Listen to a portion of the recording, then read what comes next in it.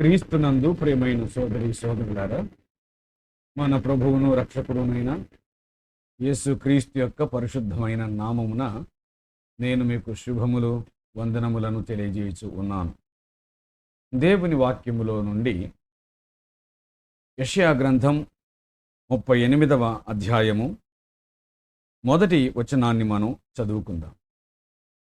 ఆ దినములలో హిజ్కియాకు మరణకరమైన రోగము కలుగగా ప్రవక్తయు ఆమోజు కుమారుడైన యెషయా అతని యొద్దకు వచ్చి, నీవు మరణమవుచున్నావు, బ్రతకవు గనుక నీ ఇల్లు చక్కబెట్టుకొనుమని యెహోవా సెలవిచ్చుచున్నాడు అని చెప్పగా, చదివిన వాక్య భాగమునందు హిజ్కియా యొక్క మరణాన్ని దేవుడు ప్రకటిస్తూ ఉన్నాడు.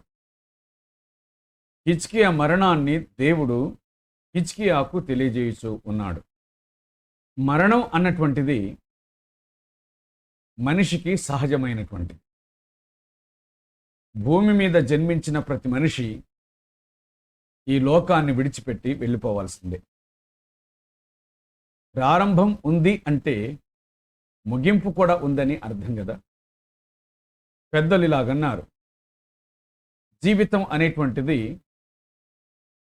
అది ఒక ప్రయాణం.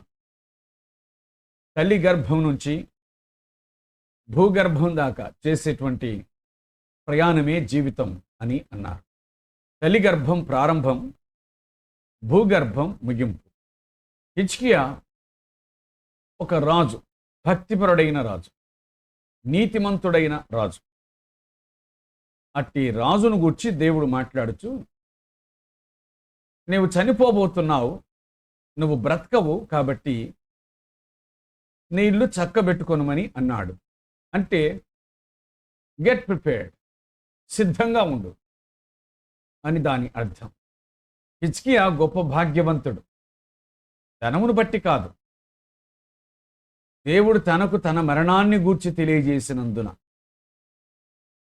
మనలో ఎవరికి మన మరణ ఛాయలు ముందుగా కనిపిస్తాయి? వృద్ధాప్యం వచ్చింది అంటే మరణఛాయ కనిపిస్తుంది అని కదా అర్థం.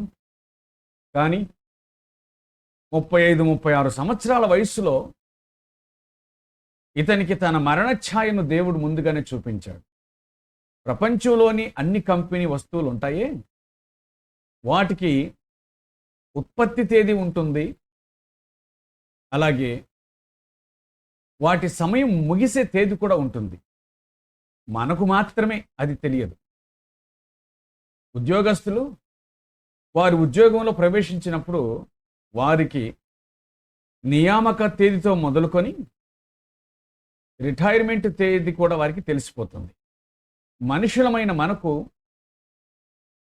మన జీవిత కాలము ప్రారంభం మాత్రమే తెలుసు, కానీ మన ముగింపు మాత్రం మనలో ఎవరికీ తెలియదు. దేవుడు హిజ్కియాకు ఆ సంగతిని తెలియజేశాడు. నువ్వు బ్రతకవు, చనిపోతూ ఉన్నావు, కాబట్టి జాగ్రత్తగా ఉండు, సిద్ధపడి ఉండు అని ఆయన అన్నాడు.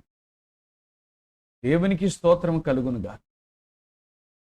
ఎందుకంటే మన జీవితం మీద, మన దేహం మీద సంపూర్ణ అధికారం కలిగిన ఆ దేవుడు మనల్ని ఎప్పుడైనా లోకములోనికి పంపిస్తాడు, ఎప్పుడైనా లోకములో నుంచి రండి అని పిలుస్తాడు. అది ఆయన ఇష్టం. దేహము ఆయనది కాబట్టి సమస్తము ఆయన ఇష్టమే. దీని ప్రారంభం ఆయన ఇష్టం, దీని ముగింపు కూడా ఆయన ఇష్టమే. సుమా ప్రియులారా, నీవు మరణమవుచున్నావు అని దేవుడు అతనితో చెప్పాడు. మరణం అనేటువంటిది ఆకస్మికం, అది మన చేతుల్లో లేనటువంటిది. మనం పిలిస్తే వచ్చేది కాదు, మనం వద్దంటే వెనక్కి వెళ్ళేది కాదు. అది మనకు సంభవించేటువంటి ఒక సంభవం. ఆ మాటకొస్తే అన్ని సంభవాలకు అది ఒక ముగింపు సంభవం. దేవుడే అతనితో చెప్పాడు, నువ్వు మరణమవుచున్నావు, బ్రతకవు అని అతనితో అన్నాడు అంటే అతడు ఎంత భాగ్యవంతుడు. దేవుడు తన ముగింపును గూర్చి తనతో చెప్పాడా? తన ముగింపు తనకు తెలిసిందా? ఎంత భాగ్యవంతుడండి. మనం మాత్రం గ్రహించాల్సింది ఏమిటంటే, వయస్సును బట్టి నేను ఇంకా చాలా సంవత్సరాలు బ్రతుకుతాను అని కానీ, ఆరోగ్యాన్ని బట్టి నేను ఇంకా చాలా సంవత్సరాలు బ్రతుకుతాను అని కానీ అనుకొని జీవించటానికి గ్యారంటీ లేనటువంటి ఏకైక వ్యవస్థ ఈ జీవిత వ్యవస్థ. ఉద్యోగాలకు గ్యారంటీ ఉండవచ్చు, వస్తువులకు గ్యారంటీ ఉండవచ్చు, మాటకొస్తే వ్యవస్థలన్నిటికీ గ్యారంటీ ఒకవేళ ఉండవచ్చు. గ్యారంటీ లేని ఏకైక వ్యవస్థ జీవిత వ్యవస్థ. దేవుడు హిజ్కియాను కనికరించి అతని మరణ దినాన్ని గూర్చి తెలియజేశాడు. ఆ దినములలో హిజ్కియాకు మరణకరమైన రోగము కలుగగా అనే మాట వ్రాయబడి ఉంది. మరణకరమైన రోగం కలిగిందా? సరే, మరణకరమైన రోగం కలిగినప్పుడు దేవుడు మౌనంగా ఉంటే అది వేరు విషయం. నువ్వు చనిపోతున్నావని హిజ్కియాతో దేవుడు చెప్పించాడు. అంటే సమస్తాన్ని తన చేతిలో ఉంచుకున్న దేవుడు హిజ్కియాను భూమి మీద నుంచి తొలగించడానికి రోగము అనే సాధనాన్ని ఉపయోగించాడు. అంతే కదా? ఈ భూమి మీదకి మనం అందరం ఒకేలాగా వస్తున్నాం, ఒకేలాగా వెళ్ళిపోతాం. వెళ్ళిపోయే విధములు వేరుగా ఉండవచ్చు. అనారోగ్యం చేత కొందరు, ప్రమాదాల ద్వారా కొందరు, అనుకోని సంఘటనల ద్వారా మరికొందరు, బలవన్ మరణాల ద్వారా మరికొందరు లోకాన్ని విడిచిపెట్టవచ్చు. కానీ అంతా కలిపిన అది మరణమే కదా. కనుక మనం ఏ విధంగా చనిపోతున్నామో అనేటువంటిది ప్రాముఖ్యం కాదు. మనం లోకాన్ని విడిచిపెట్టడం అనేటువంటిది ఇక్కడ అసలైనటువంటి సంగతి. సాధనాలు ఏవైతేనేమి, గమ్యస్థానమే కదా ప్రధానమైన సంగతి. ఏ విధంగా చనిపోతేనేమి, చనిపోవుట అనేటువంటిదే కదా ఇక్కడ అసలు సంగతి. ఫలాని వ్యక్తి చనిపోయాడు అని అంటారు. ఏ విధంగా అంటే దానికి కారణం చెప్తాం. కానీ అంతిమంగా చెప్పేదేమిటి? ఫలాని వ్యక్తి చనిపోయాడు అని. ప్రియులరా, హిజ్కియా సాధారణమైన వ్యక్తి కాదు. అతడు రాజుగా కంటే మించి భక్తిపరుడుగా చాలా పేరు పొందినటువంటి వ్యక్తి. అట్టివాడు మరణాన్ని గూర్చి వినవలసి వచ్చింది. అదేంటి? భక్తిపరులకు క్షేమం కలుగుతుంది, మేలు కలుగుతుంది, భక్తిపరులను దేవుడు దీవిస్తాడు, ఆశీర్వదిస్తాడు. ఈ మాటలు కదా మనం వినేది. భక్తిపరులకు మరణం కలుగుతుందా? భక్తిపరులకు మరణకరమైన రోగం కలుగుతుందా? అవునండి. భక్తిపరుడు తన ఆత్మ విషయంలో ఆనందించి తన ఆత్మక్షేమమును కలిగించుకునే వ్యక్తే కానీ శరీరానికి భక్తికి సంబంధం లేదని గుర్తుంచుకోవాలి. అంటే నా ఉద్దేశం, నీ భక్తిని బట్టి నీకు జబ్బు రాదని, నీ భక్తిని బట్టి నీకు ఇబ్బందులు నష్టాలు కలగవని ఎంతమాత్రం లేదు. భక్తి భౌతిక జీవితానికి గ్యారంటీ ఏమీ కాదు. భక్తి కలిగినంత మాత్రం చేత శరీర సంబంధమైన జబ్బులకు, రోగాలకు మనం అతీతం ఎన్నడూ కానే కాదు. ప్రవక్త అయిన ఎలీషాకు మరణకరమైన రోగం కలిగింది అని దేవుని వాక్యం చెబుతుంది. ఆ మరణకరమైన రోగం నుంచి అతడు లోకాన్ని విడిచిపెట్టవలసి వచ్చింది అని కూడా దైవ గ్రంథం మనకు గుర్తు చేస్తూ ఉంది. ఆ మాటలు రాజులు 2వ గ్రంథంలో నేను మీ కొరకు చదువుతాను. 13వ అధ్యాయం 14వ వచనం. అంతటా ఎలీషా మరణకరమైన రోగం చేత పీడితుడై ఉండగా, మరణకరమైన రోగం అని వ్రాయబడి ఉంది. ప్రవక్త అయిన ఎలీషాకు మరణకరమైన రోగమా? ఏలియా కంటే 2 కార్యములు జరిగించిన వానికి మరణకరమైన రోగమా? చనిపోయినటువంటి వారిని బ్రతికించిన వ్యక్తికి, మొదట తాను బ్రతికి ఉండగా చనిపోయిన ఒక బాలుణ్ణి బ్రతికించాడు. తాను చనిపోయిన తర్వాత తన శల్యములు తగిలి, ఎముకలు తగిలి చనిపోయిన ఒకడు బతికాడు. ఇటువంటి వానికి మరణకరమైన రోగమా? అవునండి. నా యందు విశ్వాసం ఉంచితే మీకు జబ్బులు రావని ప్రభు చెప్పలేదు. నా యందు విశ్వాసం ఉంచితే మీరు చాలా సుఖముగా మరణిస్తారని ప్రభు చెప్పలేదు. నా యందు విశ్వాసం ఉంచిన కారణం చేత మీకు ఏ ఇబ్బంది కలగదని ప్రియ ప్రభువు చెప్పలేదు. ఆయన యందు విశ్వాసం ఉంచుట వలన ఆత్మ సంబంధమైన క్షేమం అది ప్రాథమికమైంది, ప్రాముఖ్యమైంది. శరీర సంబంధంగా ఇతరుల వలనే మన శరీరము దాని భౌతిక ధర్మాన్ని నెరవేరుస్తూ ఉంది. ఆయా సమయ సందర్భాలను బట్టి దేవుడు మనలను కనికరించి కాపాడను వచ్చు. గ్యారంటీ దేహమునకు కాదు, భక్తి దేహానికి గ్యారంటీ ఇవ్వదు. భక్తి ఆత్మకు మాత్రమే గ్యారంటీ ఇస్తూ ఉంది. ఎలీషాకు మరణకరమైన రోగం. యోహాను సువార్త 11వ అధ్యాయం మొదటి 2 వచనాల్లో, ఇదిగో నీవు ప్రేమించువాడు రోగి ఆయను. లాజరు రోగి అయ్యాడు. లాజరుకు మరణకరమైన రోగమా? అవును. ప్రభు ప్రేమించువాడు కూడా రోగి అవుతాడా? కాడని ఎక్కడ వ్రాయబడి ఉంది? లోకములో ఉన్న ఏవి కూడా క్రీస్తు ప్రేమ నుండి మనలను ఎడబాపనేరవు అనే మాట ప్రాముఖ్యమైంది, కానీ శరీర సంబంధమైన జబ్బులు ఇత్యాది విషయాలు కాదని మనం గుర్తుంచుకోవాలి. క్రీస్తునందు విశ్వాసం ఉంచినప్పుడు మన ఆత్మ క్రీస్తు ఆత్మతో పెనవేసుకుని పోతుంది, కానీ దేహము కాదు. విడిచిపెట్టవలసినది సహజ ధర్మంగానే అది వెడలిపోతూ ఉంది. హత్తుకొనవలసినది ప్రభువును హత్తుకుంటుంది.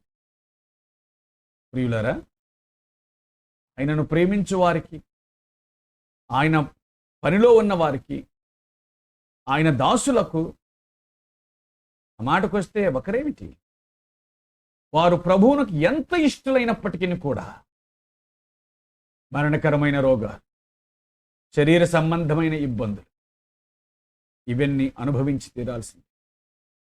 మన కళ్ళ ముందు గొప్ప భక్తులైనటువంటి వారు పక్షవాయు చేత బాధపడే వాళ్ళు చాలామంది ఉన్నారు.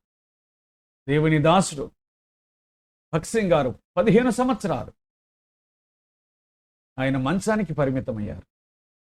ఇవి భక్తులైనటువంటి వారు ఎన్నడూ కూడా మనసున పెట్టవలసిన విషయాలు కాదండి. అలాగని నిందించడానికి కూడా అవకాశం లేని విషయం. అది దైవ సంకల్పం. భూమి మీదకి రావడం దైవ సంకల్పం, భూమి మీద నుంచి వెళ్ళిపోవటం అది కూడా దైవ సంకల్పం. మనం ఎప్పుడు రావాలనో ఆయనే నిర్ణయిస్తాడు, ఎప్పుడు వెళ్ళవలనో ఆయనే నిర్ణయిస్తాడు. అంచేత ఎప్పుడే కానీ దేహము విడిచిపెట్టుటను గూర్చి ఆలోచన చేయకుండా, దేహములో ఉండగా జరిగించవలసిన దేవుని కార్యమును గూర్చి, జీవించవలసిన జీవన విధానమును గూర్చి మనము మనస్సున పెట్టుట ఇది చాలా ప్రాముఖ్యమైన సంగతిని జ్ఞాపకం చేసుకుందాం. హిజ్కియాకు మరణకరమైన రోగం కలిగింది. ఎందుకు కలిగింది? కారణం తెలియదు. ఉజ్జియాను గూర్చి దినవృత్తాంతముల 2వ గ్రంథం 26వ అధ్యాయం 16వ వచనంలో రాయబడినటువంటి మాటను నేను మీకు గుర్తు చేస్తాను. అక్కడ అతడు కుష్ఠరోగం చేత బాధపడ్డాడు. కారణం ఏంటి అంటే మనస్సున గర్వించి ధూపం వేయడానికి తాను సిద్ధపడ్డాడు. అందుచేత 20వ వచనంలో రాయబడిన మాట ఏమిటంటే, అందరూ చూస్తుండగా అతని నోట కుష్ఠము పుట్టాను. కొన్నిసార్లు పాపము రోగమునకు కారణం కావచ్చు. దేవునికి వ్యతిరేకంగా జీవించుట మరణమునకు కారణం కావచ్చు. ఎయిడ్స్ వంటి రోగాలు అవి ఎక్కువ శాతం వ్యభిచారం వలన, వేశ్యాల్లోలులో అగుటం వలన సంభవించేటువంటి జబ్బులని మనం ఎరుగుతాము. కాబట్టి జబ్బు సంభవించిన ప్రతిసారి అది పాపమునకు సంబంధించి కాకపోవచ్చు. మన శరీరతత్వాన్ని బట్టి, వంశ పారంపర్యమును బట్టి, నివసిస్తున్న పరిస్థితులను బట్టి, పరిసరాలను బట్టి, తీసుకుంటున్న భోజన పదార్థములను బట్టి జబ్బు సంభవించవచ్చు. అన్ని సందర్భాల్లో రోగమునకు పాపమునకు సంబంధం లేదని గుర్తుంచుకోవాలి. కొన్ని సందర్భాలు అయితే దేవుడు హిజ్కియాతో చెప్పాడు, నీవు మరణమగుచున్నావు అని. ఇది అందరికీ వచ్చేటువంటి వార్త. కాకపోతే కొందరికి హిజ్కియాలాగా వినిపిస్తుంది, మరి కొందరికి వినిపించదు. అందుచేత అందరం సదా సిద్ధపడవలసినటువంటి విషయం అని మనం గుర్తుంచుకోవాలి. అయితే తనకు మరణకరమైన రోగం కలిగినప్పుడు దేవుడు తనకు ఆ సందేశాన్ని అందించినప్పుడు హిజ్కియా యొక్క స్పందన ఏమిటి అని ఆలోచించగా ఆ స్పందన భక్తిపరునికి తగినట్లుగా ఉందని మనం గుర్తుంచుకోవాలి.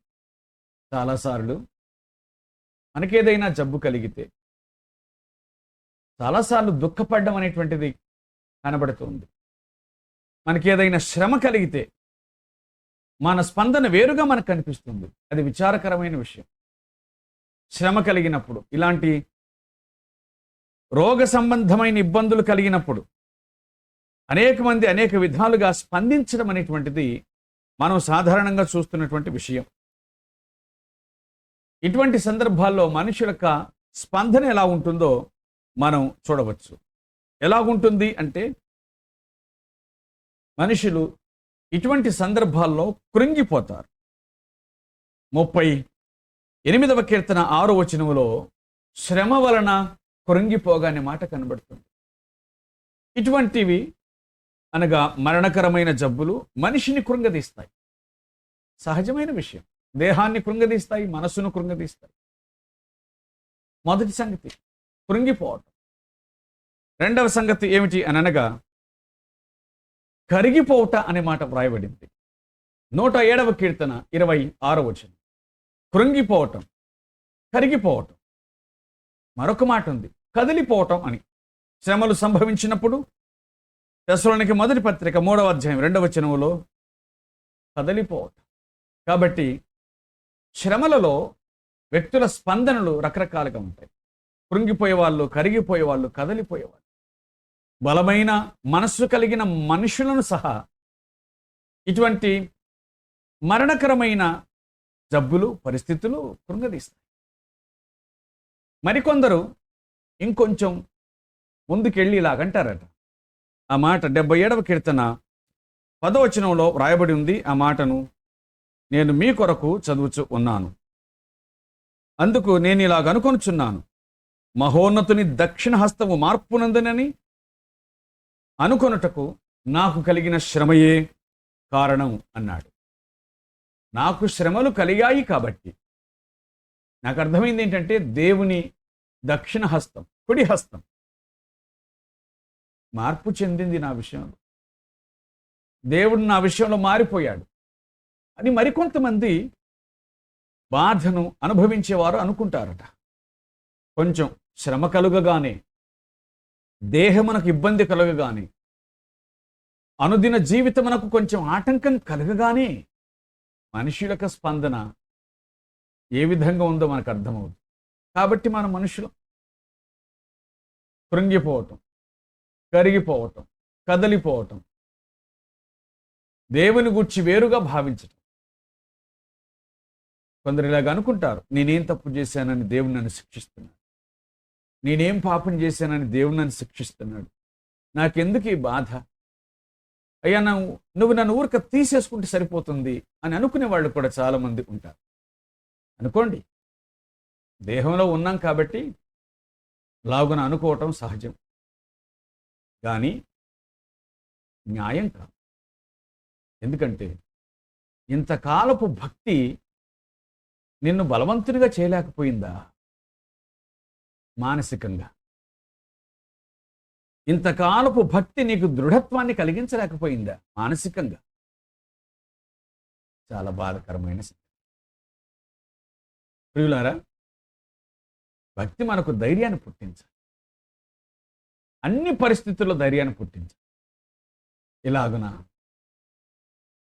90వ కీర్తనలో ఒక మాటను మనం చదవగలం. 90వ కీర్తన అని అనగానే మోషే చేసిన ప్రార్థన అనే విషయం మనకు గుర్తుకు రావాలి. 15వ వచనంలో నేను మీ కొరకు ఆ మాటను చదువుతూ ఉన్నాను. నీవు మమ్మను శ్రమపరిచిన దినముల కొలది, మేము కీడు అనుభవించిన ఏండ్ల కొలది మమ్మను సంతోషపరచు. ప్రభువా, మేము కీడు అనుభవించిన మమ్మను సంతోషపరచు, మేము శ్రమను అనుభవించిన మమ్మను సంతోషపరచు. కీడు, శ్రమలు అన్నటువంటివి మేము నీ యందు సంతోషించుట యందు ఆటంకం కాకూడదు అని ఈ భక్తుడు రాస్తూ అండి. కాసింత జబ్బు కలగగానే దేవునికి మనకు మధ్య పురపత్యాలు రావాలా? ఎటు జరగబోయే సంగతే కదా లోకాన్ని విడిచిపెట్టడం.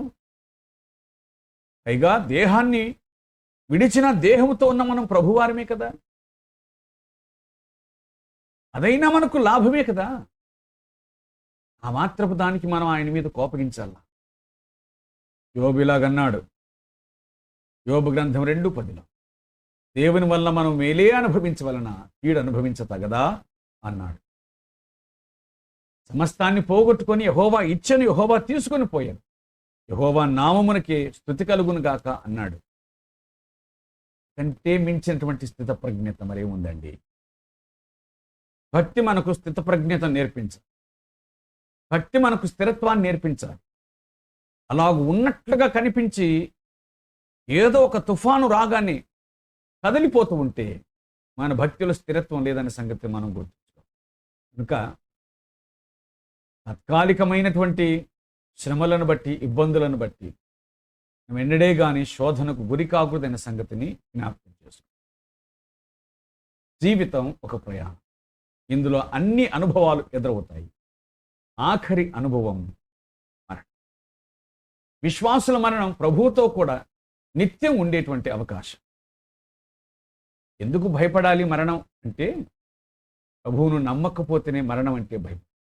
ఎందుకనగా ఆయనందు విశ్వాసం ఉంచకపోతే అగ్ని గంధకములతో మండు గుండం, అది నరకం అని దేవుని వాక్యం సెలవిస్తుంది. కారణం పాపమును బట్టి. ఆయనందు విశ్వాసం ఉంచని వాడు పాపములో నిలిచి ఉన్నాడు. పాపములో నిలిచి ఉండేవాడు నిత్య నరకమునకు పాత్రుడు. చేత విశ్వాసులు మరణం అంటే ఆహ్వానించాలి. అంటే ఎదురెళ్ళమని కాదు. నేను పంపిస్తున్నాను అంటే ప్రభువా నీ చిత్తం అని అనగలిగిన స్థితి మనకుండాలి. విశ్వాసులైతే, ప్రభువును విశ్వసించిన వారైతే అలాగున ఆయనకు ఇష్టలుగా జీవించి ఆయన మహింపరచండి. ఆయన విశ్వాసం ఉంచకపోతే మరణపు నీడలో ఉన్నామనే సంగతిని గుర్తించి ఇప్పటికైనా ఆయన దగ్గరకు వచ్చుట సముచితమని గ్రహించి క్రీస్తునందు విశ్వాసం ఉంచి పాప క్షమాపణ పొందాలని ప్రేమతో మనవి చేయించు ఉన్నాను. అతి కృపను భాగ్యమును దేవుడు నీకు అనుగ్రహించి దర్శించును గాక. ఆమేన్. ప్రార్థించాం. సర్వకృపానిధి అయిన తండ్రి మీకు స్తోత్రాలు. చేత మమ్మను కరుణించారు. మాకు అందించిన వాక్య భాగం కొరకు మీకు వందనాలు. దీవించి మహిమను పొందారు. మా ప్రియ తండ్రి, ఈ సమయమందు మీ వాక్యం వింటున్న వారు ఏ స్థితిలో ఉన్నారో జ్ఞాపకం చేసుకుని వారిని దర్శించి ఆదరించమని అడుగుచు మీ కృపగల హస్తాలకు అప్పచెప్పుకోవచ్చు. మనవులు అంగీకరించురని క్రీస్తు యేసు పేరట ప్రార్థించి వేడుకొనుచున్నాము తండ్రి. ఆమేన్.